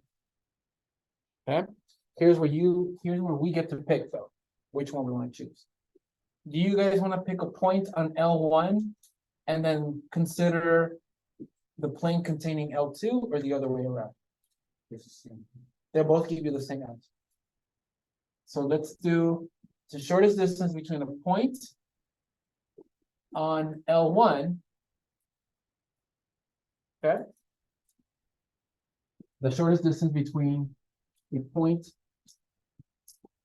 on L1 and the plane containing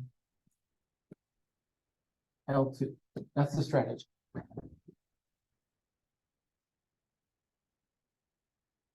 Which now puts that situation into this situation. Finding the distance between a point and the plane. Yeah.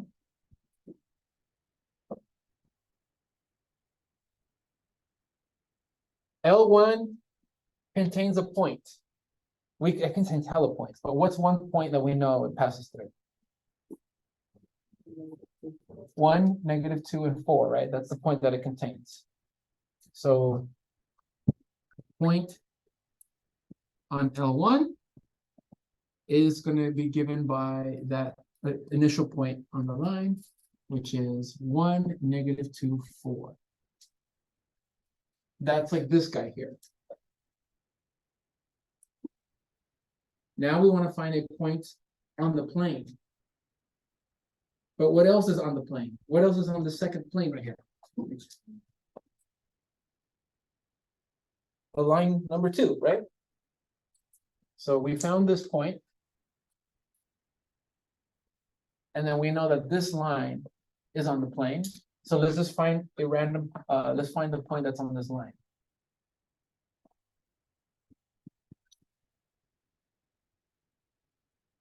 What's the point on that second line?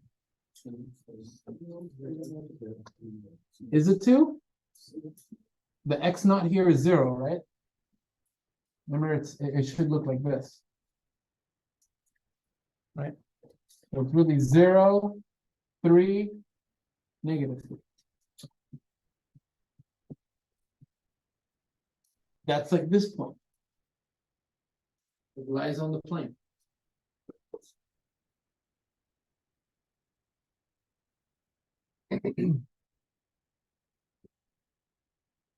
So these 2 points can help you find V, the one that we need for this formula. A point on the plane and a point not on the plane. That can help you find V. Okay. So we use these 2 to let that be V.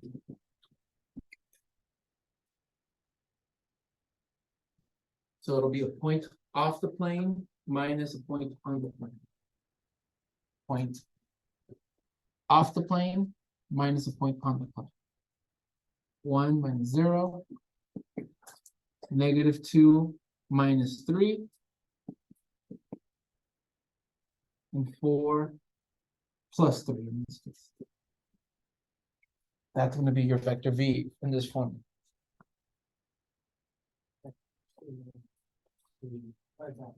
This is like the P1, and this is like the P naught, and that construction.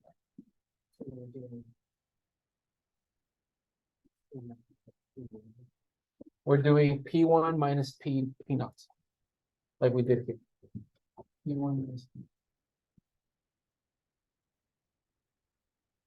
Okay.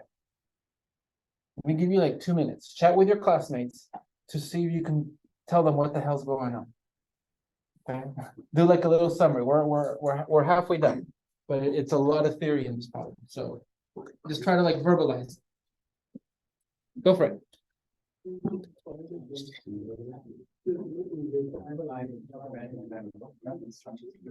Oh, yeah.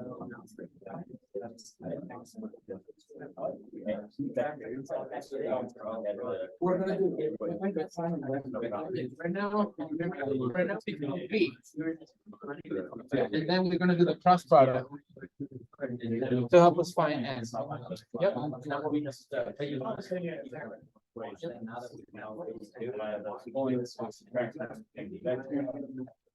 I'll walk around, let me know if you have questions. Those were given to you. These were given in the homework problem. This is the parametric equations of L1. And these are the equations of L2. Yeah. And then what we did was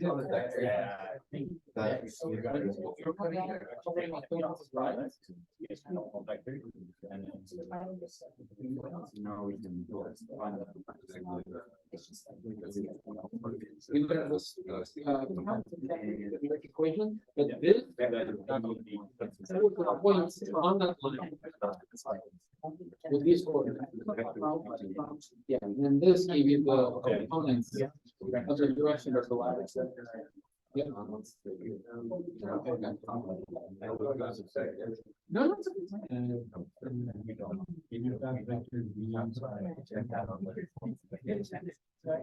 we use the different one. Find the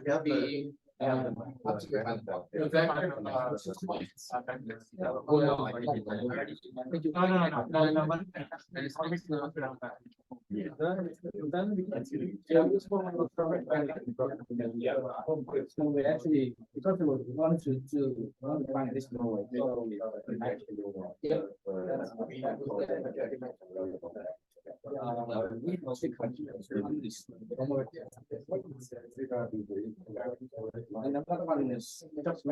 All right, guys, just quick little check-in. Hopefully that kind of was helpful. We're not done though, okay? All we did is we found the vector V, where V is a point connecting a point on the plane and a point off the plane.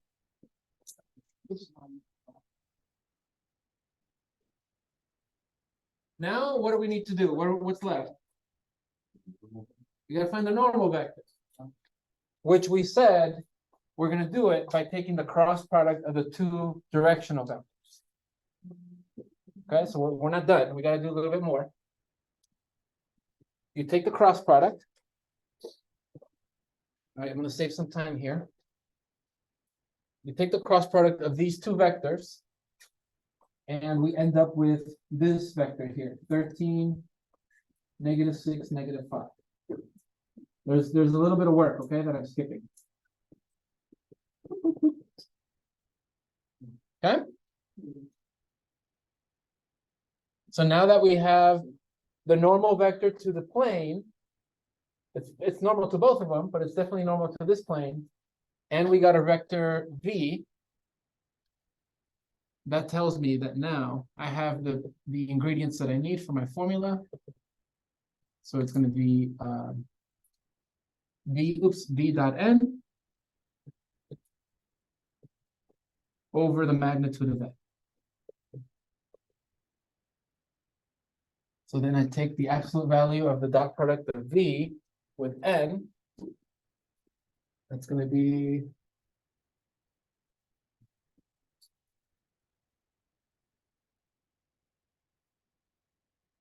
help me out here. That's going to be what? 8. Sorry, I did it in a different direction, so it's all good. And the magnitude of that bad boy should be square root of 230. Okay. Absolute value of 8 is just 8.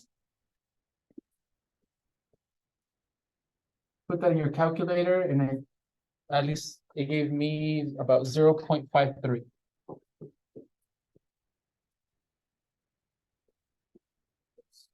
Which kind of made sense because when I showed it to you in GeoGebra, they were hella close, right? So the distance was pretty small. Okay. And I believe, yeah, that's the end for this section. It's a doozy though, because it really like uses everything that we just discussed. Questions out there? So, can you mathematically construct a plane out of that since we took the coefficients of the plane? You for could. Normal vector? Yep, you could. Yeah, you could have used the point on L2, which is this one, with this normal vector, and constructed the equation of the plane. You could have done that. It's just in the formula, we don't have to do that. And the plane is in the form AX B less. Correct. Yep, we could have done all that and found this equation, but in the end, what we really needed is just this normal vector. Yeah.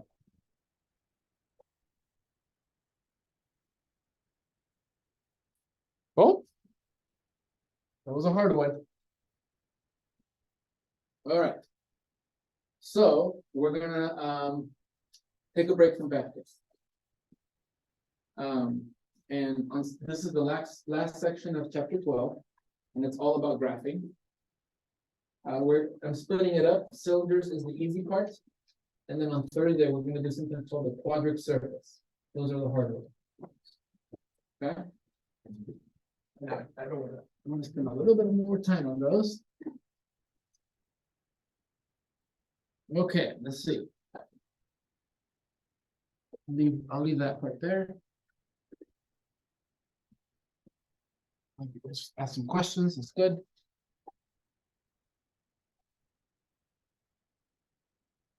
All right, so it's gonna feel a little bit like day one. Okay, when we're like graphing some stuff. But we're gonna get a little bit more into it now.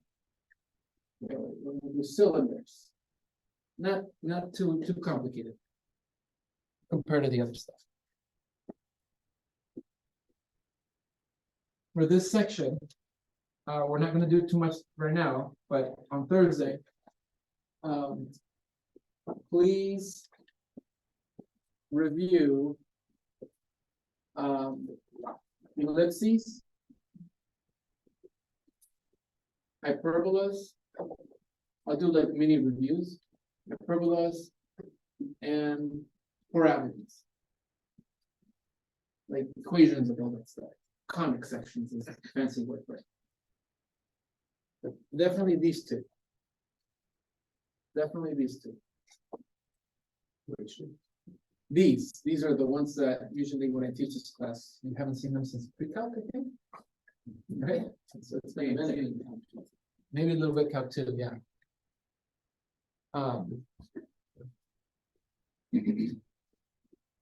Okay, so when we think of a cylinder, we usually think of something that's shaped like this.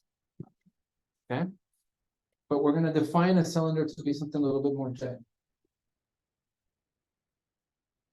We're gonna say a cylinder is a surface that consists of parallel lines, very mathy, parallel lines, which your textbook calls rulings,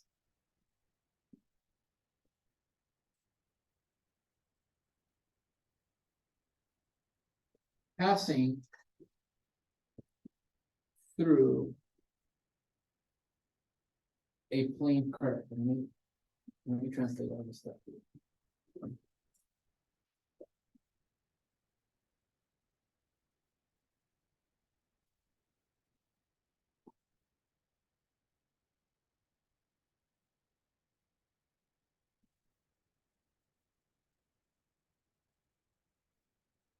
Think of like spaghetti. Okay. Like let's say I have a parabola in front of me.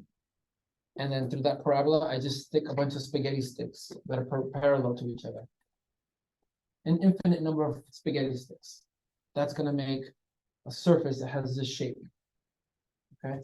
The spaghetti sticks are the parallel lines, and the parabola is the plane curve that they're passing. Okay. So let me show you an example. Let's graph z equaling x squared. I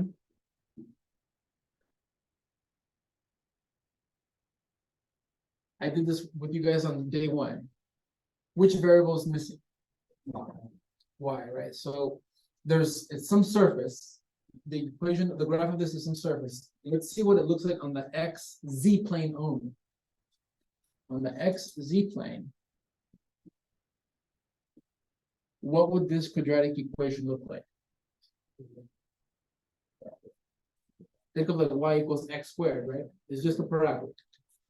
So it's just a parabola. It's just a parabola. Okay. So then we're going to transfer that. This parabola is the plane curve that this is referring to. Plane curve means a curve on the plane. Okay. So then if I take it to 3D now, and I want you to train your eye as best as you can. Now the XZ plane is this bad boy right here. This one going like that. Okay. And that parabola is slanted now. Now it's going kind of like this. Can you guys see it? A little bit slanted on the XZ plane. Okay. On the first day of class, when we were graphing this, we realized that if a variable is missing, we were calling that a free variable. And so therefore, y could be whatever the heck it wanted to be. But x and z, the coordinates, had to respect this parabolic behavior. Okay? So y is a free variable. So the plane curve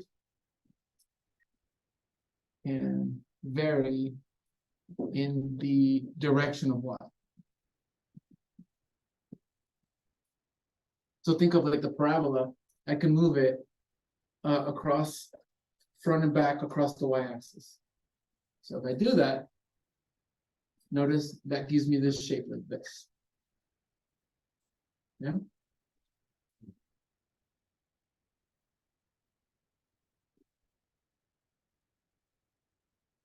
And in terms of this definition, the parabolic plane curve, this guy, the original parabola, notice that my spaghetti sticks, I stick a spaghetti stick through here, I stick a spaghetti stick through here. So notice all these parallel lines, the infinite number of them will make up that same surface. So I have a parabola in front of me, I stick a spaghetti stick infinitely, and it'll give me that curve. It's a little weird to see. And the lines are going to be parallel in terms, in this case, in the direction of y. They're varying in the direction of the y-axis.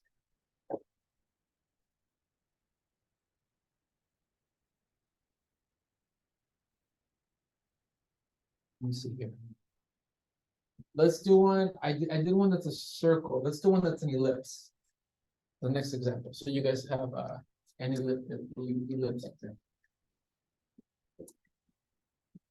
So on my notes here, I wrote down this. I wrote graph y squared plus z squared is equal to 1. And let's put a 16 here to remind you guys about ellipses. Think of this as just a 1 down here. Which variable is missing? X. So let's look at which plane to help us. Which plane, coordinate plane can we start with? YZ. YZ. Okay, let's review ellipses real quick. So we got y squared plus z squared is equal to a squared plus b squared. So for ellipses, you're always going to want to set it equal to 1. Okay. The denominators of the variables tell you how far the ellipse will stretch. You take the square root of each of these, and it tells you how far it stretches. So in this case, if this was y and z, this tells you that in the y direction, it goes from A to negative A, and this goes from B to negative. Okay? So in this case, how far does it stretch in the y direction? It goes 4 units. So 1, 2, 3, 4, 1, 2, 3, 4.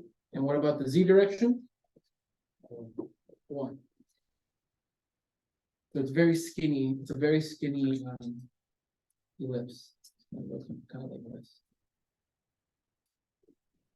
I made it very skinny. That's the plane prick. So now when I transfer that into 3D, on the ZY plane,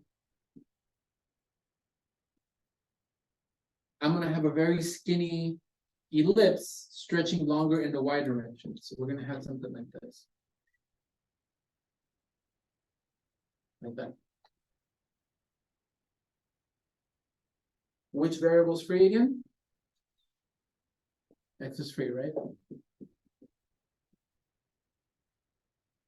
So if I put my spaghetti sticks through in the direction of the x-axis, you can see how it's like a very like skinny tube. Yeah, it'll be a very skinny tube.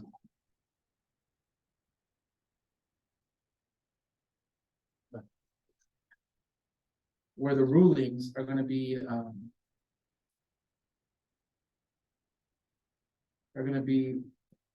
like this. My spaghetti sticks. Okay. All parallel lines.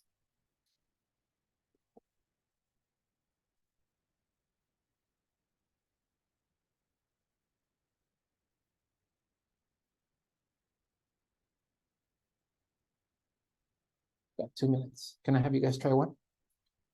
Just before you leave. 2 minutes.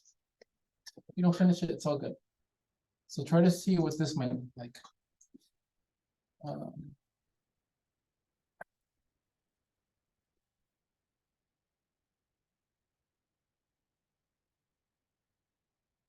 gonna make things up. Okay. Practice your ellipses.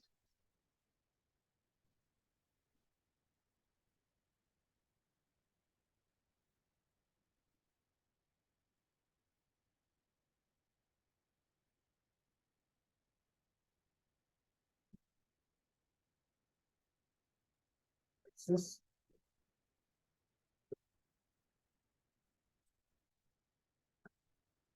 Just check with your neighbor, see if they have the same thing.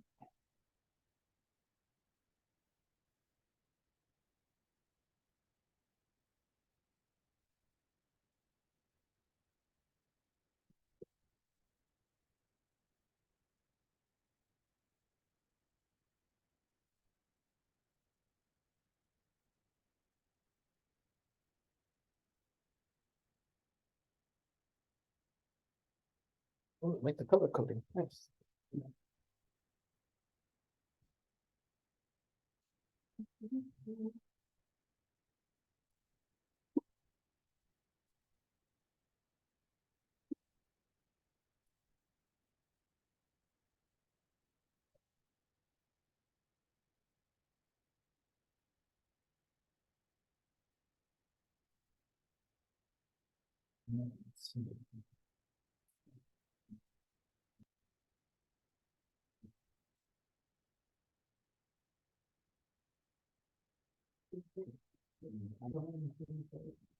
Hopefully you got something like that, okay? Stretches 3 units in the X direction, 2 units in the Y direction. Football, kind of. Cool. The homework might have you do this. And that's a hyperbola. So that's the part where you'll have to, I'm going to review a little bit on Thursday, especially hyperbola. Okay, guys, I'm a minute over, sorry. Yep, I'll stay for questions. Let me just pause it.